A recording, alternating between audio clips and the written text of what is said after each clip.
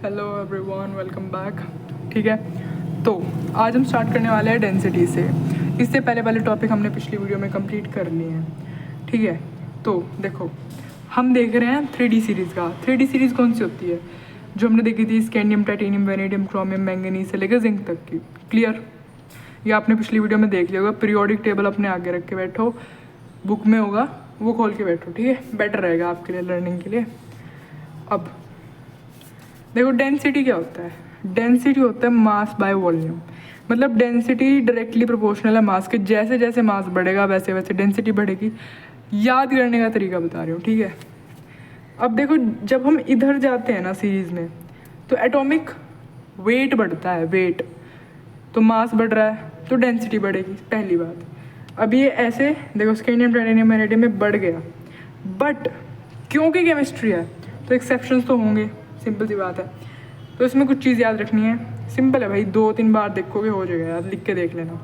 Zinc जो है vanadium के बाद आएगा। पहली चीज़, इधर से जिंक कहाँ आ चुका है? वेनेडियम के बाद।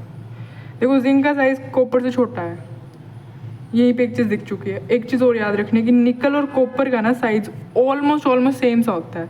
ठीक है, निकल और कॉपर का साइज सेम सा होता है। निकल और कॉपर का साइज सेम होता है। ठीक है, और जिंक को हमने यहाँ पहुँचा देना है, बस काम खत्म हो गया।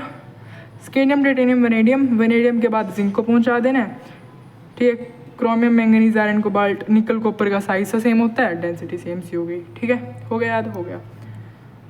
3D सीरीज से ज़्यादा 4D का होता है, 4D से ज़्यादा 5D का होता है। लेंथ एंड कॉन्ट्रैक्शन जैसे जैसे आगे आएगा हम कर लेंगे। ठीक है, अब एक चीज़ याद रखनी है, मैक्सिमम डेंसिटी होती है इरिडियम और ऑस्मियम। नाम नहीं याद होता, IR और OS का रख लो, इसको छोड़ो, इतना याद रखो। इरिडियम का सबसे ज़्यादा होता है, IR का सबसे ज़्यादा मैक्सिमम डेंसिटी होती है। अब आता है कुछ interesting thing, atomic size. Atomic size में क्या होता है? 3D सीरीज़ का देख रहे हैं। ठीक है, अब देखो ऐसा नहीं होता कि हमेशा जैसे हम आगे जाएंगे साइज़ बढ़ेगा ही, ऐसा नहीं होता। क्यों नहीं होता? देखो स्कैंडियम, टाइटेनियम, वेनेडियम, क्रोमियम तक क्या होता है? Z इफेक्टिव बढ़ता है। प्रोटॉन होते हैं, इलेक्ट्रॉन होते हैं, न्यूट्रॉन होते हैं।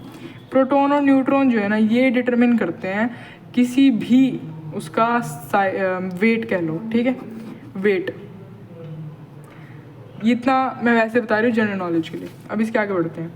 अब देखो होता क्या है, जैसे जैसे इसका नंबर बढ़ रहा है, 21 है, 22 है, 23 है, इसमें प्रोटॉन मतलब कि पॉजिटिव चार्ज, प्रोटॉन पॉजिटिव होता है, इसका नंबर बढ़ रहा है।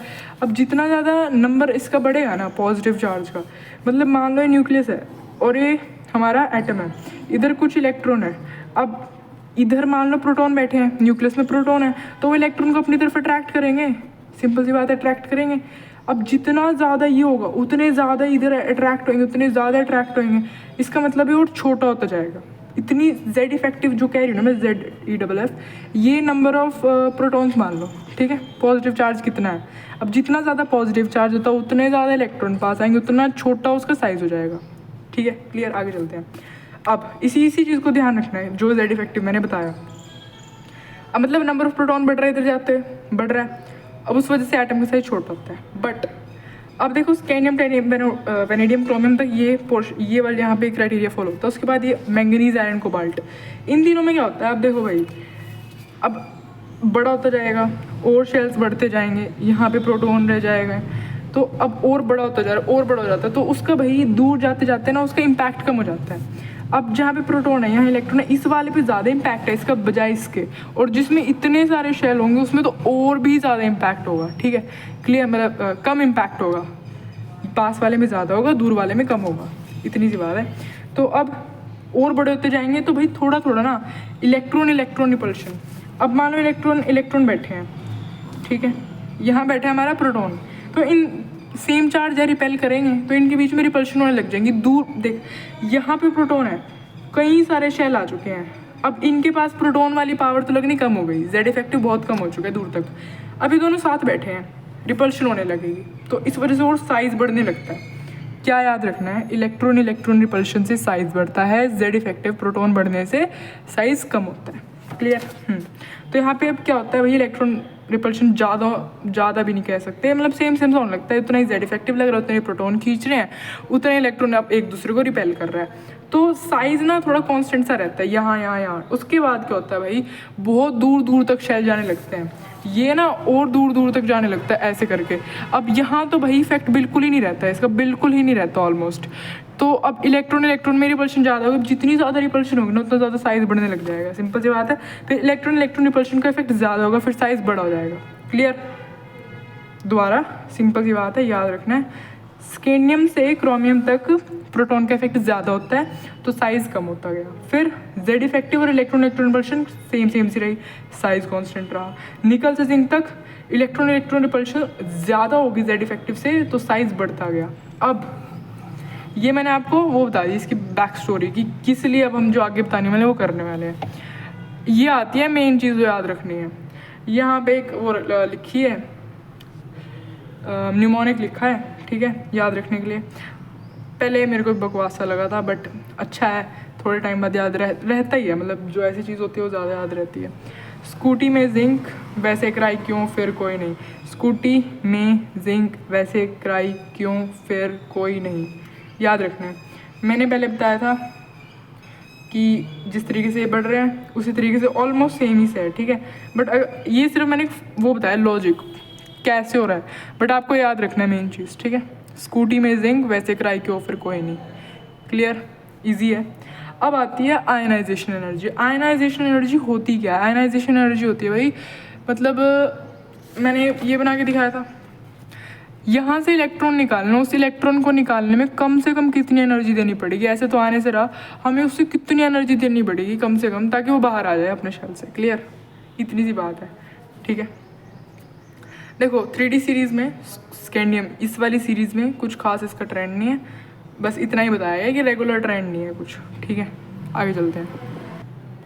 अब आते हैं कंपैरिजन्स देखो, कॉपर जिंक देखना कैसे है आप, ये वाली चीज़ इंपॉर्टेंट है। कॉपर जिंक ये 3D10 4s1 इसका ये है, ठीक है। ये वाला फुली फिल्ड है, ये तो पिछली वीडियो में बताया था मैंने, इसमें 2 आ सकते हैं, इसमें फुली फिल्ड है। ये वाला फुली फिल्ड नहीं है, इसमें किधर है? तो देखो भाई, जो फुली फिल्ड है ना, मतलब वो स्टेबल है, उसे ना तो किसी को कुछ देना ना उसने लेना, मतलब वो जैसा है ना वो ठीक है।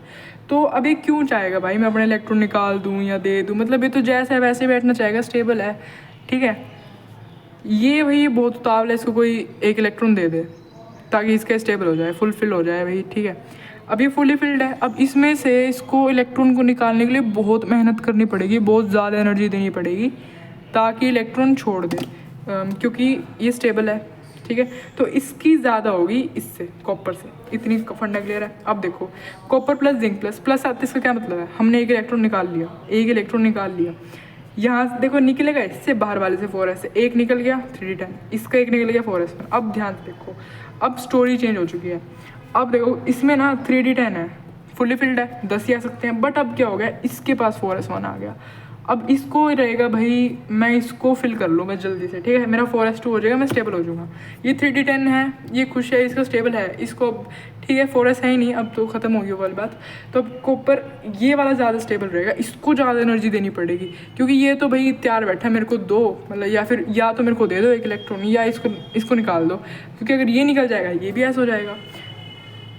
दोबारा zinc plus copper plus, zinc plus में क्या है, 3D10 है 4s1 है। अब ये जो 1 है ना, ये चाहेगा इसको निकाल दो ताकि मेरा 3D10 हो जाए, जैसे ये चाहता था। तो अब दोनों ये चाहते थे, मतलब अब क्या है, इनको आसानी से निकल जाएगा, थोड़ी सी भी एनर्जी देंगे ना एकदम निकल जाएगा, बट यहाँ पे ये नहीं देना चाहेगा क्योंकि तो फुल फिल्ड है। तो इस हिसाब से कॉपर का ज़्यादा वो जिंक से कर, नहीं समझ आया थोड़ा सा बैक कर ले, आपको समझ आ जाएगा, ठीक है। Compare ionisation energy of chromium and manganese. देखो क्रोमियम देखो, आर्गन लिख लिया, ये लिख लिया हमने, ये लिख लिया। अब वही चीज़ है, ये क्या हाफ फिल्ड है, मैक्स कितने आ सकते हैं, मैक्स आ सकते हैं 10, बैठे कितने इसमें 5। तो देखो 2 चीज़ स्टेबल होती है, या तो वो फुल फिल्ड हो या वो हाफ फिल्ड हो, क्लियर, ये 2 चीज़ स्टेबल होती है। कंपेयर करने में हम फिर कंपेयर करते हैं, ऐसे तो ये भी कुछ मतलब ठीक है, बट अब ये चाहेगा मैं निकाल दूँ सिर्फ 3D5 रख लूँ, ठीक है। तो अब इन्होंने क्या करा, हमने Cr+2 कर दिया, Mn+2 कर दिया, 2 इलेक्ट्रॉन निकाल दिए। इसमें से हमने 2 इलेक्ट्रॉन निकाल दिए, यहाँ से निकल गए, यहाँ से 2 यहाँ से निकल गए, तो ये बन गया। इसका इतना तो समझ आ गया होगा, दूसरे एग्जाम्पल्स दिखाए हैं जो मैंने। तो अब ये ज़्यादा स्टेबल है। अच्छा आगे चलते हैं अब, ठीक है, दूसरे एग्जाम्पल्स देखते हैं। तो वो वाली चीज़ ना, उसके ऊपर मैं एक और एक्स्ट्रा वीडियो बनाऊंगी 2-3 मिनट की। बाकी जो मैंने समझाया ना, जो मैंने फर्स्ट एग्जांपल दिया था कॉपर जिंक वाला, वो ध्यान से समझ लो, ऑलमोस्ट सारे क्वेश्चन हो जाएंगे। अब आती है मेन चीज़ ऑक्सीडेशन स्टेट वाली। ऑक्सीडेशन स्टेट, इसमें सच कुछ ज़्यादा याद करने का है नहीं है, बस ऐसे ट्रेंड सा पता करने का है। Transition element shows large number of oxidation state because of less energy difference between -1T and NS electron. हाँ ये बन सकता है क्वेश्चन में से कि ऑक्सीडेशन स्टेट सब्जेक्टिव में, मतलब बोर्ड्स वाले पेपर में, कि भाई सॉरी ऑक्सीडेशन स्टेट इतनी ज़्यादा क्यों होती है। ठीक है, अभी आगे दिख जाएगा इस वाले टेबल में। क्योंकि ट्रांजिशन एलिमेंट्स में हमें पता है ट्रांजिशन एलिमेंट क्या होता है, उनके अंदर N-1D और NS के बीच में, मतलब जैसे मैंने बताया था 3D और 4S वाले, उनके बीच में ना एनर्जी गैप बहुत कम होता है। इस वजह से उनके अंदर ऑक्सीडेशन स्टेट ज़्यादा होती है। सिंपल सी बात है, याद रखनी पड़ेगी। Maximum oxidation number possible, number of electron N-1D and NS। आगे चलते हैं, ये टेबल है। देखो क्या हो रहा है, ऐसे बढ़ रहा है फिर ऐसे कम हो रहा है। क्वेश्चन क्या आता है, सबसे ज़्यादा नंबर ऑफ ऑक्सीडेशन स्टेट्स किसकी हैं? मैंगनीज। ये बीच वाला है ना, बीच वाले की सबसे ज़्यादा है। बीच वाला है ना, हाँ 25 है शायद इसका, तो इसकी सबसे ज़्यादा है 7, 2, 3, 4, 5, 6, 7, मतलब इसकी 6 ऑक्सीडेशन नंबर ऑफ स्टेट्स हो सकती हैं। सबसे ज़्यादा इसके क्वेश्चन आ भी सकते हैं डायरेक्ट कि भाई किसकी सबसे ज़्यादा है। मैंगनीज Mn, ठीक है। और स्कैंडियम और जिंक की सबसे कम होती हैं। स्कैंडियम, ये भी आ सकता है, स्कैंडियम की कौन सी होती है 1+3, जिंक की कौन सी होती है 1+2, मैंने पिछली वीडियो में बताया था, ठीक है। स्कैंडियम की +3 होते हैं, जिंक की +2 होती है। अब हम ये लिखा है, जब हम लेफ्ट से राइट जाती हूँ कि है तो ये ऐसे, ठीक है ना, स्कैंडियम ऐसे लिखा हुआ है ना पीरियोडिक टेबल, तो जब इधर से इधर जाते हैं तो बीच तक इंक्रीज़ होती है फिर कम होती है, ठीक है। मैक्सिमम वैल्यू पहुंचेगी फिर कम हो जाएगी, मैंगनीज में पहुंचेगी, ठीक है। Maximum number oxidation number shown will be, manganese की होती है, सिंपल सी बात है। आगे चलते हैं। एक और याद करने की चीज़ है, क्या? ऑस्मियम और रिथीनियम की, ऑस्मियम और रिथीनियम, OS और RU। एक चीज़ जो मैंने पहले बताई थी, इरिडियम और ऑस्मियम की क्या होती है, कमेंट कर देना, ठीक है, या फिर पीछे करके देख लो, रिवाइज हो जाएगा दोबारा, ठीक है। ऑस्मियम और रिथीनियम की सबसे ज़्यादा ऑक्सीडेशन नंबर स्टेट, मतलब ऑक्सीडेशन नंबर स्टेट होती है, सिंपल सी बात है, ऑक्सीडेशन स्टेट होती है +8। ये वो था ना जो मैंने बताया था अभी, मैंगनीज वाला, वो सिर्फ 3D में था, ये पूरे उसमें कह लो D ब्लॉक में ना, हाँ D ब्लॉक में इनकी होती है, OS और RU, ओके। एक और चीज़ याद रखने की है, ये वाला formula, mu is equal to √N+2, ठीक है। ये N जो है ना, N होता है अनपेड इलेक्ट्रॉन कितने हैं। इसकी ना प्रैक्टिस करनी पड़ेगी कि हमें इलेक्ट्रॉनिक कॉन्फ़िगरेशन कैसे लिखनी है। आई होप आती होगी, नहीं आती तो मैंने बोल दिया, पहले इसकी डालनी पड़ेगी वीडियो, ठीक है। Relative stability of oxidation state, हम यहाँ से आगे जा सकते हैं, या फिर हाँ देख ही लो एक बार। Ti+4 है, Ti+3 है, Ti+4 बना के आर्गन तक पहुँच गया। आर्गन क्या है कि इनर्ट गैस है, इनर्ट गैस होती है सबसे ज़्यादा स्टेबल, ठीक है। जो लास्ट होता है ना पीरियोडिक टेबल में, जो इधर वाला लास्ट बिल्कुल, वो होती है हमारी इनर्ट। उनसे ज़्यादा स्टेबल नोबल गैस कहते हैं, उनसे ज़्यादा स्टेबल कोई है ही नहीं, ये कह लो, ठीक है। तो आर्गन पे पहुँच गया, इससे ज़्यादा स्टेबल तो कोई सच में ही नहीं है, राइट। और यहाँ पे 3D1 है। अब देखो ये तो स्टेबल है भाई, इससे तो ये तो चाहता ही नहीं ना कि मैं निकाल दूँ, राइट, ठीक है। तो भाई ये ज़्यादा स्टेबल है, ठीक है, और इसको ज़्यादा आयनाइजेशन एनर्जी देनी पड़ेगी। आगे चलते हैं, ये इतना वो नहीं है इम्पॉर्टेंट, ठीक है, स्किप कर दो।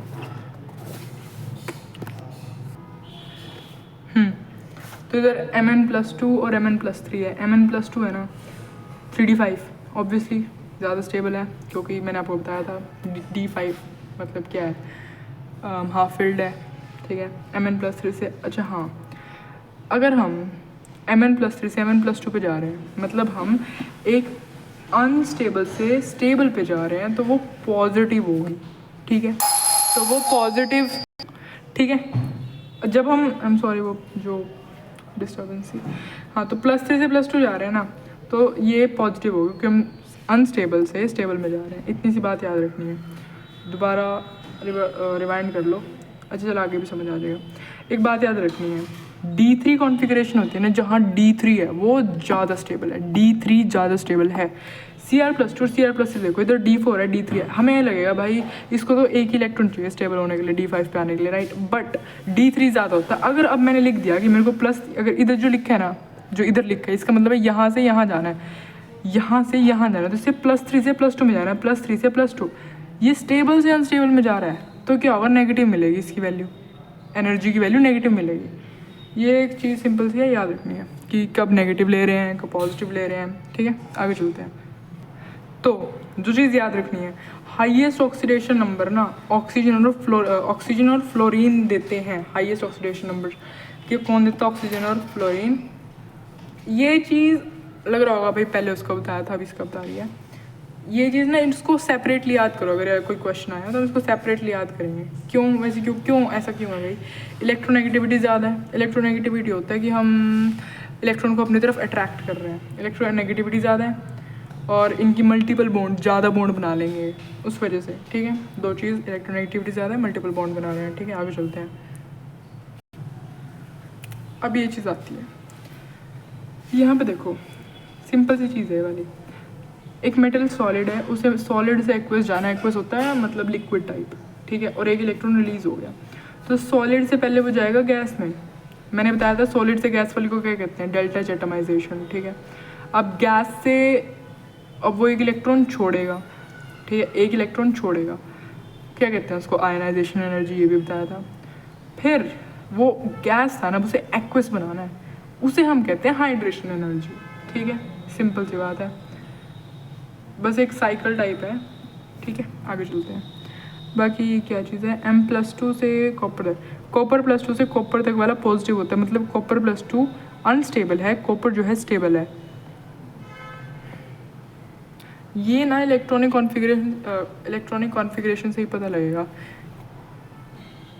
ये है एक और इम्पॉर्टेंट टॉपिक, ठीक है, मतलब डायरेक्ट क्वेश्चन आता है इसका भी थ्योरी में। इंटरस्टिशियल कंपाउंड, ये क्या होता है भाई, देखो ट्रांजिशन एलिमेंट जो, ट्रांजिशन एलिमेंट्स इनका क्या होता है, they form interstitial compound with small element, hydrogen, boron, carbon, nitrogen, याद रखने हैं 5